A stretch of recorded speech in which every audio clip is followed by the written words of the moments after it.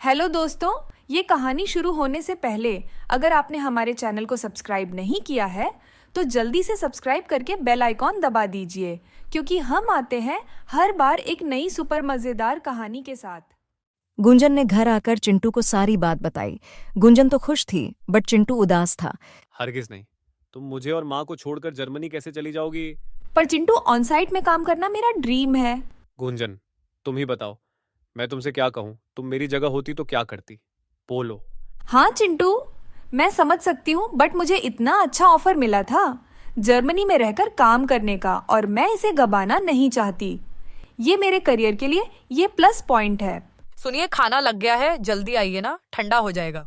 मुझे भूख नहीं है अनन्या। सागर से मिलने मैं बड़े भैया के घर गया था।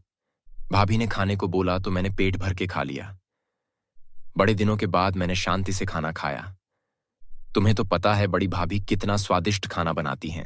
हाँ, सही कहा इन्होंने। मुझे भी भाभी का बनाया हुआ खाना खाने को बहुत मन कर रहा है। अरे गुंजन, तुम यहाँ पर? हाँ छोटी भाभी, माँ जी अपने हाथों से खाना बनाकर आपके लिए भेजी है। बोल रही थी आपको अभी अच्छा सा खाना खाने को मन कर रहा होगा ना। थैंक यू गुंजन, न जाने कितने दिनों के बाद में जी भरकर खाना खाया। इसमें थैंक यू बोलने वाली क्या बात है? माँ जी ने ये भी बोला है कि आपके लिए रोज खाना बनाकर भेजेंगी। सच? मैं यहाँ से गुजर रही थी, सोची तो फिर मिलते जाऊं। अलग रहते हो, पति पत्नी मजे से घूमते होंगे, अच्छा अच्छा खाना बनाकर खाते होंगे, है ना? नहीं आंटी, घर का खर्चा इतना बढ़ गया है कि सब कुछ बहुत सोच समझकर करना पड़ता है। पता नहीं माँ जी इतने कम पैसों में कैसे मैनेज करती थी, मानना पड़ेगा उन्हें। तेरी सास तो अपने बेटों से पैसे लूटती रहती थी। अच्छा हुआ जो तुम लोग अलग हो गए। और तो और छोटी बहू नौकरी करने वाली ले आई क्योंकि तुम दोनों को नीचा दिखाना चाहती थी। और वो गुंजन कितनी मुंह फट है। नहीं आंटी, आपके साथ मिलकर मैंने माँ जी और गुंजन की कितनी बुराई की है, बस अब और नहीं। ये क्या बोल रही है तू? हाँ आंटी, हम तो जैसे भी करके एक साथ एडजस्ट करके रहते थे, पर सच कहूँ तो आपने ही हमें बहला फुसला कर हमारा घर तोड़ दिया। बहुत कर दी मेरी बेइज्जती। तू बड़ी बहू होके अपने घर को जोड़कर नहीं रख पाई और दोष मुझे दे रही है। भगवान करे तुम लोग हमेशा अलग रहो, क्योंकि किसी के साथ मिलकर रहने के लायक नहीं हो। पता नहीं क्यों आ गई इसके घर में। चाय इतना अच्छा तो नहीं बना है कि तारीफ करूं, पर ठीक है, अभी संगीता से मिलने आई थी, सोचा तुमसे भी मिल लूं। अच्छा, क्या कर रही थी भाभी? तेरी बुराई और क्या करेगी। सबके बारे में बोली और बोल रही थी। अलग रहकर बहुत खुश है वह। देखिए मालती आंटी, आप इधर उधर बोल के हमारा घर तोड़ चुके हैं। अब आप हमारे घर वालों के बारे में एक शब्द भी नहीं बोलेंगे। मैं कहाँ कुछ बोलती हूँ। शुरू तो तुम दोनों ने मिलकर किया था। हमारी देवरानी नौकरी करती है, घर का काम नहीं करती, और के बारे में कुछ काम बोली हो तुम दोनों। और तो अपने बेटों से सारा पैसा लूट लेती है। मालती आंटी, माँ जी बहुत कम पैसों में सब कुछ मैनेज कर लेती थी, ये तो हमें अब समझ आ रहा है। क्यों झूठ बोल रही है? तेरी सास बिल्कुल अच्छी नहीं है। प्लीज मालती आंटी, ऐसा नहीं बोलो। तुम लोग तो अलग अलग रहने की लायक हो, एक साथ कभी रह नहीं सकते। तेरे साथ कौन रहेगा? क्यों आ गई इसके घर? काश बड़ी भाभी के साथ मिलकर माँ जी के खिलाफ इस मोटी मालती के सामने बात नहीं करती और ना ही इसे चांस मिलता हमारी फैमिली मैटर में दखल देने को। लगता है सारी गलती मेरी है। बड़ी भाभी को तो कुछ समझ नहीं आता। मैं ही उन्हें माँ जी और गुंजन के खिलाफ भड़का रही थी। आज माँ जी की बहुत याद आ रही है। क्या वह मुझे माफ करेगी? हेलो माँ, मैं अनन्या बोल रही हूँ। आप कैसे हैं? भगवान की कृपा से यहाँ पर सब ठीक है। अनन्या, तुम कैसी हो बताओ? और हमारे नए मेहमान का ख्याल सही से रखती हो ना? माँ, आपको तो सब पता है। आप मेरे लिए इतना अच्छा खाना बनाकर भेज रहे हैं और मैं घर तोड़कर अलग भी हो गई, आपसे आपके बेटे को दूर कर दी, और माँ मुझे माफ कर दीजिए। जो हो गया उसे भूल जाओ अनन्या। अब अपना ध्यान रखो और खुश रहो तुम। पर मैंने तुम्हारे लिए खाना बनाकर कब भेजा? तुम्हें गलत फहमी हुई होगी। छोटी बहू तो मुझे किचन में घुसने नहीं देती। संगीता, मैं माँ से मिलने जा रहा हूँ। आज रात को वहीं पर रुकूंगा। आप मुझे इतना क्यों गुस्सा कर रहे हैं?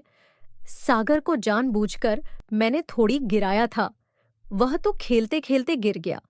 मैं हाथ जोड़ती हूँ, मुझे माफ कर दीजिए। सागर का गिरना हादसा था, परंतु मैं ऐसे बहुत काम की हो जो एकदम होशो हवास में किया गया है, जिसके लिए तुम्हें मैं कभी माफ नहीं करूंगा। और हां, हो सके तो अपने मायके चली जाओ, वहीं पर रहना। मैं अपने बेटे को लेकर मां के पास चला जाऊंगा। प्लीज ऐसे मत बोलिए। नाटक बंद करो, मैं जा रहा हूं। माँ जी मेरे लिए खाना बनाकर नहीं भेजती है तो गुंजन ही मेरे लिए खाना बनाकर लाती है। हे भगवान, मैंने उसे कितना परेशान नहीं किया था, खास उसे ही मजा चखाने। हम तो अलग हो गए और उसका क्या बिगड़ गया, वह सब कुछ अच्छे से संभाल ली। अनन्या सुनो, मैं मां के पास जा रहा हूं। कल उनका जन्मदिन है, आज रात को मैं वहीं रुकूंगा। तुम्हारे साथ तो सासू मां है। हाँ, मैं उसका पूरा ध्यान रखूंगी। तुम बिल्कुल चिंता मत करो बेटा। मैं भी चलूंगा आपके साथ। किस मुंह से वहां पर जाने की बात कर रही हो? और तुम्हें कोई हक नहीं है उस घर में कदम रखने की। तुम रहो ना यहां पर अकेले, सुकून से। तुम तीनों को एक साथ देखकर मैं आज बहुत खुश हूँ। मेरा जन्मदिन मनाने एक दिन पहले घर आ गए, पर अपनी पत्नियों को नहीं लाई। मां, उन्हें कोई हक नहीं इस घर में आने का। जब तक वह खुद अपनी गलती मान नहीं लेते, हम उन्हें बिल्कुल नहीं बोलने वाले हैं। हैप्पी बर्थडे टू यू माँ जी। आज तुम सबके साथ संगीता और अनन्या भी होते तो मानो मुझे जन्मदिन का तोहफा मिल जाता। हम दोनों को अपनी गलतियों पर शर्मिंदगी है। माँ जी हमें माफ कर दीजिए, बहुत बड़ी गलती हो गई। गुंजन मुझे माफ कर दो बहन, तुम मेरी छोटी बहन जैसी हो, फिर भी मैं तुमसे जलती थी। माँ जी आपको भी बहुत कुछ सुनाया है, हमें माफ कर दीजिए। जो हो गया उसे भूल जाओ, कल से हम एक नई शुरुआत करेंगे। कल से नहीं, आज से, अभी से हम यहीं पर आपके साथ रहेंगे और कहीं नहीं जाने वाले हम। हाँ छोटी भाभी, हम अभी से एक साथ रहेंगे। आप दोनों का कमरा मैंने एकदम चकाचक रखा है और गर्मी ज्यादा बढ़ गई है, इसीलिए आप दोनों के लिए भी 2 एसी ऑर्डर कर दी हूँ। एसी पर इतने सारे पैसे। पैसों की चिंता आप बिल्कुल मत कीजिए, क्योंकि आप ये छोटी बहन नौकरी जो करती है। हैप्पी बर्थडे जीजी। अब घर का क्या हालचाल बताओ। अब सब बढ़िया है मालती, तुमने तो कमाल कर दिया। कल रात को ही दोनों घर वापस आ गए। ये मालती सब कर सकती है। उन दोनों ने मिलकर घर की बात बाहर करने लगे, तब मैं आपको बता दी और आप मुझे जैसे जैसे करने बोलती गई मैं वैसा करती गई। हाँ, मैंने ही तो तुम्हें बोला था कि उनको भड़का के घर से अलग कर दें, ताकि उन्हें भी दुनियादारी की समझ आए और आपस में प्यार विश्वास और ज्यादा बढ़ जाए। पर मालती, मेरी बदकिस्मती तो देखो कि मेरा पैर टूट गया और मेरे पोते का सर फट गया। हाँ जीजी, ये तो गलत हो गया। खैर जो भी हुआ, पर अब लगता है मेरा परिवार पहले से भी और ज्यादा मजबूत बन गया है। अब कोई भी मालती आपका घर तोड़ नहीं सकती है। जब घर की बात बाहर चर्चा होने लगे तो घर टूटने में ज्यादा वक्त नहीं लगता और हर परिवार में ऊंच नीच तो होता रहता है।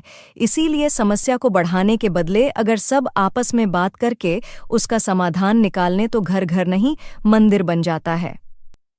अब सरस्वती देवी के घर में सब सही हो गया था। वह तीनों बहुएं एक साथ रहने लगे थे। कुछ दिन बाद गुंजन भी अपने करियर को आगे बढ़ाने के लिए जर्मनी चली गई थी। अगर आपने हमारे चैनल को सब्सक्राइब नहीं किया है तो जल्दी से सब्सक्राइब कर लीजिए। इस वीडियो को लाइक शेयर कमेंट करना ना भूलें।